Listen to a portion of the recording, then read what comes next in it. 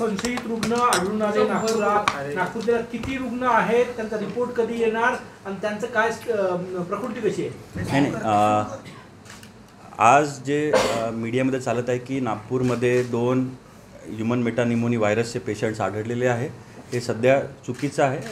2 patient जे एक 7 वर्षाचा आणि एक 14 वर्षाचे जे होते, वॉक इन OPDमध्ये त्यांनी आपली पॅनल टेस्ट केली, त्याच्यामध्ये सस्पेक्टेड जे आलेले आहे.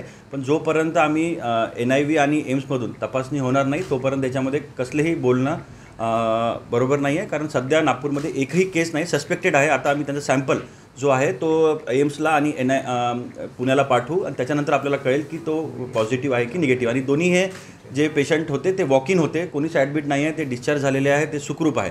आणि हा जो आपण ऐकतो काल 2 दिवसापासून की जगभरात पूर्ण देशामध्ये की ह्यूमन मेटानिमोनी व्हायरसचा संसर्ग होणार आहे, तो मोठ्या प्रमाणात वाढणार आहे, त्याकरिता गव्हर्नमेंटनी गाईडलाईन्स काढलेले आहे. हे मी तुम्हाला देतो. याच्यामध्ये फक्त या संदर्भात इंडिव्हिज्युअलनी काय करावं आणि काय नाही करावं हे सगळे गाईडलाईन्स त्याच्यामध्ये दिलेले आहे. की तुम्ही मास्क वापरायला पाहिजे, तुम्ही शिंक आल्यावर हात धुवायला पाहिजे, हस्तांदोलन केल्यावर तुम्ही हात धुवायला पाहिजे, आणि काय what to do and what not to do ते मी तुम्हाला देतो. आणि आज आम्ही ऑलरेडी सगळ्या हॉस्पिटल्समध्ये, सगळ्या तुमच्या मीडियाच्या मार्फत, आमच्या सोशल मीडियाच्या मार्फत आणि आमच्या PSC सब सेंटर सगळ्यांच्या मार्फत आम्ही नागरिकांना ह्या गाईडलाईन्स आम्ही कळवणार आहे. सध्या घाबरण्याची कसलीही याच्यामध्ये हे नाही आहे. आम्ही वरिष्ठांच्या संपर्कामध्ये आहे आणि आपल्याला एक विनंती आहे की या अनुषंगाने नागपूरकरांमध्ये आणि जनतेमध्ये थोडंसं आपल्याला भीती पसरू द्यायची नाही आहे. कसलीच घाबरण्याची गोष्ट नाही आहे. मी